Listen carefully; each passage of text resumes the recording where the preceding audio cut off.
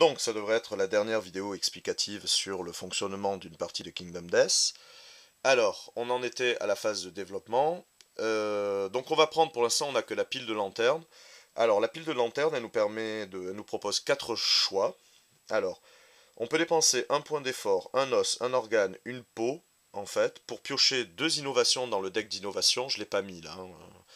Et on en choisit une. Et l'autre, on la remet dans le deck. Alors ça, on ne peut le faire en fait qu'une fois par phase de campement, donc c'est-à-dire qu'une fois par an. Sinon, pour se développer au début, on peut dépenser un point d'effort pour construire l'atelier en fait de taille des os, la teinturerie, enfin le travail de la peau ou sur les organes, etc. On peut également utiliser un point d'effort à la pile de lanterne pour faire un partage d'expérience, mais pour ça il faut avoir un survivant qui a au moins 2 points d'expérience de chasse de plus qu'un autre survivant, et il va lui donner un bonus parce que il lui fait part de son expérience. Nous, on va dépenser nos 3 points d'action tout simplement pour construire les 3 lieux indiqués. Donc le Bonesmith, le Skinnery et... Hop, donc il y en a plusieurs en fait. Hop, hop, Weapon, Organ Grinder. Voilà. Alors, le Bonesmith, il va principalement nous permettre de créer des armes en fait. Donc à gauche, on a la liste des armes qui nous sont proposées. La liste des armes qui nous sont proposées et à droite les éléments requis pour construire ces armes-là. Alors là on voit qu'il y a 2 petits cadenas avec un truc, ça veut dire qu'il faut avoir l'innovation ammonia, en fait, l'ammoniac, pour faire ces deux-là, donc on ne pourra pas les faire. Et débloquer le Bonesmith nous permet aussi de pouvoir débloquer plus tard le Weapon Crafter en payant un point d'effort, 3 os et une peau. Alors, au niveau des cartes d'équipement, on peut constater que celles-là sont un peu différentes de celles de départ parce qu'elles ont des petits demi-carrés de couleur à chaque fois. Alors là, ils sont principalement rouges, sauf les deux en bas là, quand on est demi-vert. Alors, en fait, ça, c'est pour faire des combos. C'est-à-dire que vous allez avoir des pièces d'équipement qui vont vous permettre de bénéficier d'un bonus si vous avez au moins dans votre grille d'inventaire, par exemple, 2 carrés rouges qui sont formés par deux comme ça demi-carrés qui s'emboîtent, ou si cette pièce est reliée à un carré rouge et qu'il y a 2 autres pièces reliées par un carré bleu. C'est indiqué à chaque fois, ou carré vert, puisqu'il y a 3 couleurs d'affinité. Donc ça va être pour faire des armes. L'organe grinder, ça va être du recyclage d'organes. Alors du coup, bon, ben, on va principalement y recycler les os. Là, on va y recycler les organes. Alors c'est pour faire des petits trucs d'appoint. Euh, on va pouvoir faire une espèce de crème fécale. Voilà, c'est des peintures à base, sorte de peinture à base d'excréments ou de la graisse de monstre pour être plus difficile à attraper.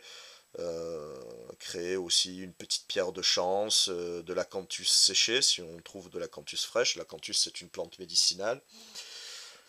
Et pareil, ce lieu nous permettra éventuellement, en dépensant les ressources requises, de créer un autre lieu qui sera le cercle de pierre. Et il a aussi un petit événement qui sont d'aller consulter les augures pour avoir des bonus. Et le dernier, c'est l'atelier de traitement de la peau. Alors là, en revanche, ça va être pour construire nos premières pièces d'armure à base de peau, en fait, de cuir en cuir brut, quoi. Puisqu'on va pouvoir créer même jusqu'à un set complet. Alors les sets complets, c'est-à-dire que si vous réunissez la pièce qui couvre tête, bras, torse, ceinture et jambes d'un même set d'armure, vous débloquez en fait un set complet. Attendez, je vais trouver la carte.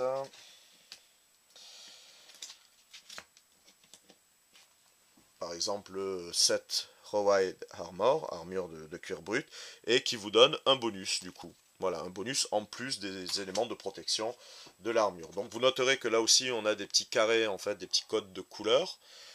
Donc on peut crafter ces éléments-là. On peut aussi faire un bandage. Et puis il y a 2 autres éléments, le fouet et le tambour, qu'on peut faire, mais qui requièrent chacun une innovation, de posséder déjà une innovation particulière. Voilà. Alors nous, on a plusieurs éléments, puisque Les ressources basiques, bon, bah, elles indiquent directement en fait ce qu'elles sont. Par exemple, celle-là, c'est un os. Celle-là, c'est une peau, hide.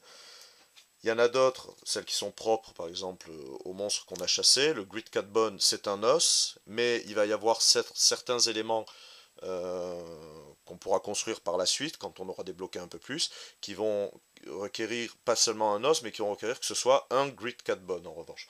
Donc c'est un peu plus rare. Alors par exemple, le sinew, hop, c'est un organe, mais en fait c'est la pièce qui est nécessaire pour construire l'arc par la suite. Donc c'est une pièce intéressante, intéressante à garder. Donc pour montrer un exemple, par exemple je vais utiliser une peau pour faire une pièce d'armure. Donc je vais aller chercher la pièce correspondante, on va dire je vais faire un bandeau pour la tête. Hop, voilà. Et du coup je vais dépenser cette peau pour construire ce bandeau en, en cuir brut. Donc c'est une pièce d'armure qui fait partie du set de l'armure de cuir brut. Elle va m'apporter 1 de protection à la tête. Et ici le principe des affinités. Donc là c'est une petite pièce de puzzle. Ça veut dire que si je relie cette pièce d'équipement à une autre pièce d'équipement, quelle qu'elle soit, hein, même si c'est pas une pièce d'armure, même si c'est une arme ou un objet, mais qui a un demi-carré bleu au-dessus en fait, ça vient s'imbriquer que ça fait qu'elle est accrochée à une autre pièce bleue, ben je vais bénéficier en fait de ce petit pouvoir qui fait que je peux dépenser mon activation pour révéler les 2 cartes d'attaque du dessus de l'ennemi et je peux les remettre dessus ou sur ce deck dans l'ordre que je veux par exemple. Donc vous avez divers petits bonus comme ça qui peuvent être débloqués, qui peuvent augmenter vos caractéristiques ou vous donner une sorte de petit pouvoir particulier. Donc on va dépenser en fait voilà par exemple ça pour faire tel bonus. On va par exemple dépenser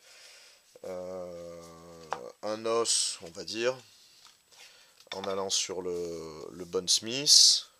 Voilà je décide de dépenser un os pour faire une dague en os. Alors la dague en os, pareil, c'est déjà un peu plus développé que la pierre de fondation, dans le sens où c'est 3 attaques, enfin elle a 3 en vitesse, alors elle a que 1 en force, mais si je fais une touche parfaite, c'est-à-dire une lanterne, un 10 naturel sur mon jet pour toucher, je gagne un point de survie. Voilà. Et elle a deux éléments rouges donc que je peux embriquer avec d'autres pièces d'équipement. Donc c'est avec ça qu'on va faire notre équipement.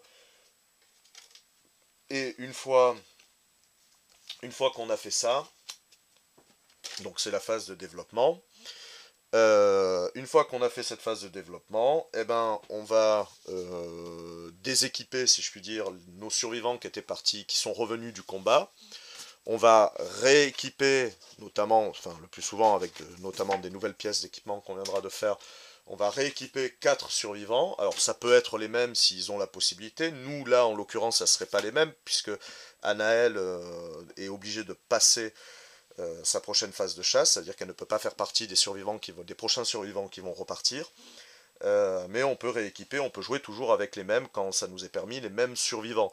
C'est pas conseillé parce que si vous arrivez à les maintenir en vie, ils vont gagner en puissance pas mal.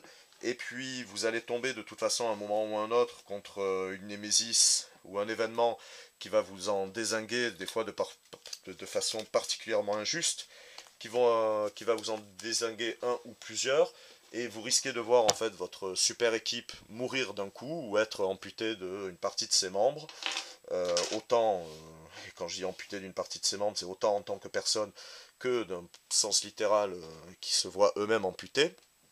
Et vous allez vous retrouver qu'avec des débutants en fait pour affronter la suite, alors que ça va être de plus en plus difficile quand même. Donc il faut en développer, mais il faut après commencer un peu à faire tourner aussi avec d'autres personnes, question d'essayer de maintenir un certain niveau, parce que les survivants ne survivent pas très longtemps. Une fois qu'on a fait ça, suivant ce qu'on a dépensé, alors on range, c'est-à-dire on archive les ressources qu'on a dépensées pour crafter, on fait la liste des ressources qu'on n'a pas dépensées, on liste les pièces d'équipement qu'on a créées plus celle de départ qu'on a en stock, voilà, pour garder, ce sera notre sauvegarde, et à partir de là, on peut ranger le jeu, et on peut ranger le jeu, et remettre ça à une suite, où on démarrera cette fois par une phase de chasse, et donc du coup, ce qui m'amène à dire que je ferai très certainement une dernière vidéo pour montrer comment se déroule la phase de chasse, qui est au final, qui sera après au final la phase numéro 1, normalement, la première phase de toutes vos prochaines parties. Voilà. Quelques points de précision. Au niveau du combat qu'on a fait contre le lion blanc, sur la fin, je crois que j'ai oublié d'appliquer le plus un dommage du lion. J'avais mis le token sur le côté, au lieu de le garder à côté comme je fais d'habitude. Du coup, je crois que j'ai oublié de l'appliquer et je pense que j'ai un des survivants qui aurait pris une blessure grave en plus. Bon, ça n'a pas d'importance parce que je compte pas continuer de toute façon sur cette partie après sur une campagne puisque j'ai déjà une campagne en cours. Donc vous pouvez trouver le récit écrit narratif sur le blog, dont il y a l'adresse en description de la présente vidéo. Mais j'ai oublié d'appliquer ce dégât. Le deuxième point, qui est important, c'est on pourrait se demander pourquoi quand le monstre, par exemple, quand j'ai attaqué le lion, que j'ai essayé de le blesser, que je l'ai blessé ou pas, mais qu'il a eu une réaction qui m'a envoyé paître, qui m'a blessé gravement ou qui a tué Ulysse, pourquoi je n'ai pas esquivé. Alors comment fonctionne l'esquive? En fait, on dépense un point de survie et on annule une touche carrément du lion. C'est-à-dire que si le lion vous fait 2 touches, on va lancer les 2 dés de localisation. Ça c'est important parce que le jet de localisation se fait avant. Admettons que j'ai encore ma protection à la ceinture, mais au niveau des jambes, je suis déjà en case critique cochée. Je peux décider, si j'ai encore un point de survie et que je suis apte à dépenser des points de survie, je peux dépenser un point de survie pour annuler purement et simplement la touche aux jambes et ne garder que celle à la ceinture. En revanche, le survivant qui attaque ne peut pas dépenser de points de survie pour éviter il ne peut pas dépenser de points de survie pour faire ce type d'action. C'est important parce que si vous avez 2 survivants et le lion en face, que le lion par exemple en réaction charge droit devant et frappe les 2 survivants, celui qui n'a pas attaqué va pouvoir esquiver en dépensant un point de survie. Mais celui qui a attaqué était trop concentré sur son attaque pour pouvoir en plus dépenser un point de survie et éviter l'attaque. Donc lui, il ne pourra pas dépenser de points de survie. Donc il faut bien réfléchir à ça et bien en avoir conscience. Et il y avait, il me semble, un troisième point dont dont je m'étais dit, tiens, il faudra que je le précise, mais je ne m'en rappelle plus. Donc ça me reviendra peut-être pour la prochaine vidéo. Voilà.